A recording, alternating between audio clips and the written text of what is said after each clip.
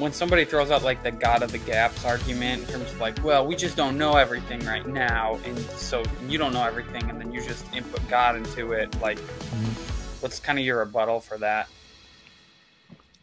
Yeah, that's a great question. And you do hear that God of the gaps argument all the time from atheists, new atheists.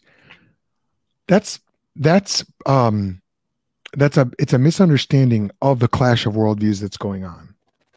It isn't that the atheist and the Christian are standing in the same universe, looking up and both sort of standing in the middle, and they both have reached the end of their ability to gather information. And then the atheist says, well, we'll study and find out more using our neutral minds. And then the Christian says, no, that's just God. I don't want to find out anymore.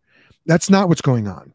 The atheist is not neutral and the Christian is not neutral. Neither one of them is standing out in the middle of the cosmos, just sort of autonomously reasoning. The atheist is entrenched within an atheistic worldview. He's starting from the presupposition that God does not exist. That's one of his fundamental tenets. That's why he's an atheist. Even if he says, well, I just simply lack belief in God, as a lot of atheists will. That lack of belief has implications for everything: metaphysics, ontology, epistemology, the way things are, what's right and wrong, and whether or not scientific inquiry is even possible and how we go about it. The Christian, on the other hand, is starting from a biblical basis, a belief in God. And so the Christian's not going, I've reached the end of my ability to do inquiry, I guess it's just God. Instead, the Christian's going, it's all God. The very fact that we can do science at all is God. God's the one who set things up so that there would be laws of nature that are persistent, that there'd be induction and uniformity in nature, and that even that my mind would persist through time, and that I'd be able to make sense out of the world. We talk about the intelligibility of nature. So the Christian is not saying God of the gaps. It's God of everything. God is not an excuse or a fallback for our ignorance. God's the reason why we can make scientific inquiry in the first place. On the other hand, the atheist, who's starting from a lack of belief or a denial of belief in God, has no reason to think that he can do scientific inquiry in the first place at all. And we have to really push them on this. The atheist is going out into the world starting with a fundamental ignorance. God didn't create everything. I don't know where everything came from, but me with my finite mind am going to somehow come to conclusions about this entire world about which I can actually know only a very, very small percentage of the information. So the atheist is Cornelius Van Til, the godfather of Christian presuppositionalism, pointed this out. And he talks about this a lot. The atheist is locked in this contradiction. On the one hand, he recognizes that he is a finite mind, and that ultimately the universe is so vast that he practically can't know anything about it. He has to have a radical ignorance about the universe. It isn't that science has figured out 99% of the information out there. We just need the last 1%.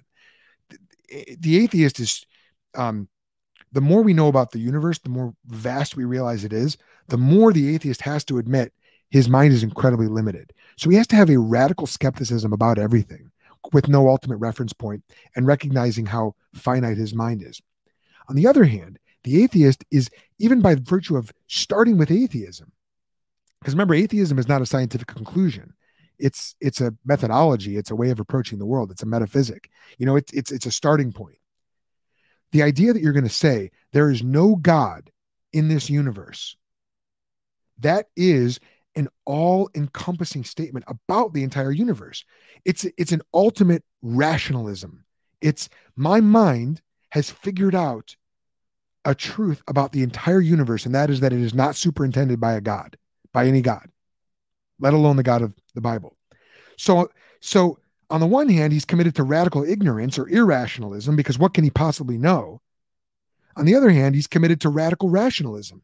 I do know something about all. I've figured out the theory of the entire universe, which is, at least one statement is true, and that is that God does not exist, or at least the Christian God has not revealed himself sufficiently, as the Bible says that he has, and therefore the Christian God does not exist.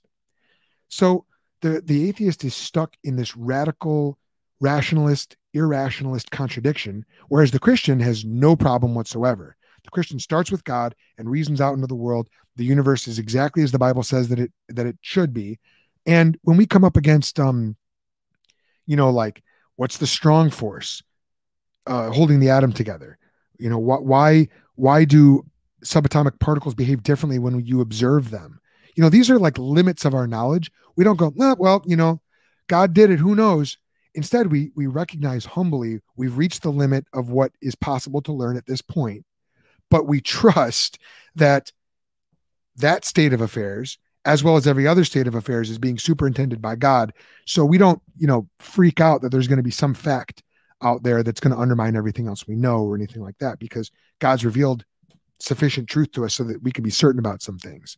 So, we don't have a God of the gaps argument. We don't have a God of the gaps. We've got a God of the whole enchilada. That's the scientific term for it.